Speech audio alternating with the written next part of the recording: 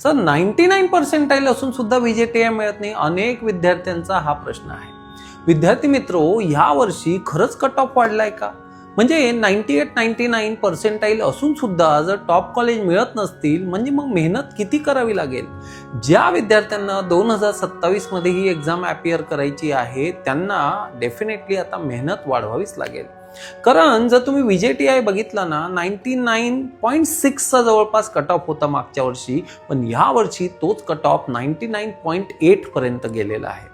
विद्यार्थी मित्रो, महाराष्ट्र MCA-CET साधारणतः 200 मार्काची परीक्षा असते आणि या 200 मार्कामध्ये साधारणतः 150च्या आसपास तुम्ही जर स्कोर करत असाल तर तुम्ही फर्स्ट रँकर म्हणजे आपण म्हणूया की पहिल्या 100 मुलांमध्ये येतात। आता पहिल्या 100 मुलांमध्ये येणं म्हणजे काय?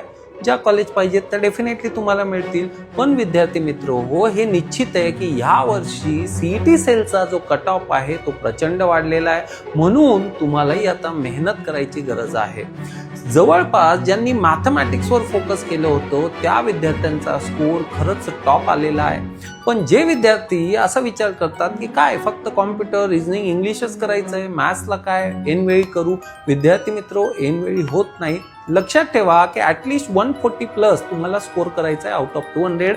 असं झालं चांगलं कॉलेज तुम्हाला मिळू शकणार आहे। So NHG academy is ready. तुम्ही रेडी आहात का? बॅच आपली आत्ताच एक सुरू झालेली आहे। मॅथमॅटिक्स अगदी फंडामेंटल लेवल पासून तर ॲडव्हान्स लेवल पर्यंत आपण फोकस करणार आहोत। विद्यार्थी मित्रो, आता थांबायचं नाहीये, पळायचं आहे आणि जो कट ऑफ या वर्षी वाढला आहे त्याला इझिली आपल्याला बीट करता येणं शक्य आहे। थँक्यू।